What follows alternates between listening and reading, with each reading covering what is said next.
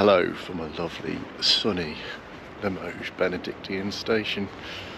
Doing a bit of an introduction today to Season 7, Episode 1. It's been a bit late. I normally like to do my updates every sort of quarter, but there's been a lot going on. But I've got some good stuff lined up for you in this season. We've got some videos of some capital railway stations, Copenhagen, Amsterdam, places like that. Probably going to have one of Brive and the Greatest Gathering, and also we've got a layout update which is pretty impressive actually. A lot has happened, so have a look, enjoy, like and subscribe, and here's my layout update. Since last time we looked at the layout, a lot's happened. Last time it was all on the drawing board, and now it's actually started to materialise, and some stuff has actually started to be constructed. And it's been quite a long journey to get to this stage. I had to buy a pod, which is something that is like a shed, but it was sort of prefabricated down in Southampton. They brought it up on a lorry. Then they ended up craning it over my house and into my back garden, and I put a GoPro on the pod as it went over the house, which was quite cool. So I've got some video of that there. And since then I had to get the carpenter in to sort out the woodwork for the baseboards of the layout, and that's actually been really quite good. And I've changed the layout a little bit since actually we sort of last did a layout update. I think the concept was a bit different in the sort of concept I was looking at then. And what I'm looking at now as a layout is actually, I think, a bit better. So I have on the sort of one side of the layout, we've got a sort of mainline railway station and a sort of a main line, running line, which goes around sort of full length of the pod.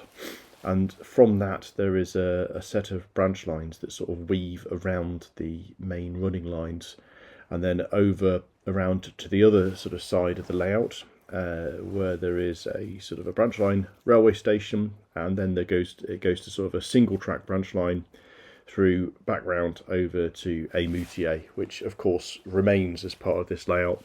And the reason why it remains is because it's still good, and it's something that's really easy to sort of just put into a layout, and you've got a bit of well-made scenic sort of layout construction, which is really handy for when you're building something from scratch. You want something to put your rolling stock on and show. So I've got to sort of figure out how I sort of plumb that in with woodwork and things like that, but it shouldn't be too difficult to do. And the real benefit of using Kato Track is that it's really easy to sort of wire in and sort of get sort of the track all sort of joined up, because it is very robust. For the actual wiring of the layout, I'm using sort of the DigiKaij and Yamork modules for current sensing, which they are really good, and the intention is to then use iTrain to automate it. Just because of the size of it, I think that if I was sort of running it all myself, I'd really struggle to sort of keep an eye on what's happening. And I've seen some really good results on other layouts which are of similar sort of size. And basically, the turnouts are also going to be done with the Yamork modules as well. I've not got them all wired in, all of the turnouts wired in, just because I don't have enough modules yet. But that's something that will happen. They've all been labelled up. It's been quite an arduous task just sort of going through and doing all that wiring, but it is happening. As well as the layout, there's some of the stuff which I'm using to sort of build sort of little projects and things, which we've got the 3D printer, we've got the cleaning station, we've also got the spray booth, which is something that I'm really looking forward to getting to use a bit more, because I've got a number of projects that really could do with a decent quality paint finish. And one of my friends recommended to me a water paint, well, it's not a paintbrush, it's an airbrush, and a good compressor. So I've got that, and I'm looking forward to getting to use that this winter and spraying up some of my creations. So that's about it really in terms of what's happened. There's a lot that's been done to get it to this stage. It's taken months of sort of working in my spare time just to sort of try and get things happening. But basically the mainline layout on the right hand side of the pod is now operational.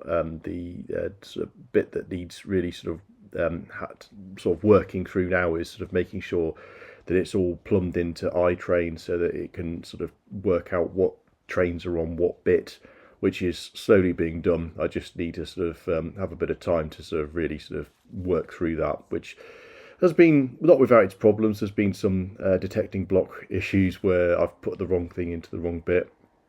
But the real upshot is that I'm able to run a few trains, which I've got a few decent hobby trains here, which I'm running and have been enjoying, just seeing how they work on the layout. And I'll talk to you a bit more about what the layout is sort of representing at some point in the future. But I think it's a really sort of fun looking layout to operate, and there's going to be a lot of opportunity to sort of enjoy running some decent trains here. And yeah, there's going to be a bit more variety on this layout. It's not just going to be French stuff, so that's going to be a bit of fun. And I think the only thing to say is just keep watching the channel, and they'll keep doing some updates every so often. But there's going to be plenty of different stuff happening, and hopefully once I've got everything plumbed in, I'll be able to do some more videos of sort of just model trains running by, which is probably a bit more fun than watching me just talk about it. Okay, thanks for watching everyone. We'll speak to you next time. Have a good one.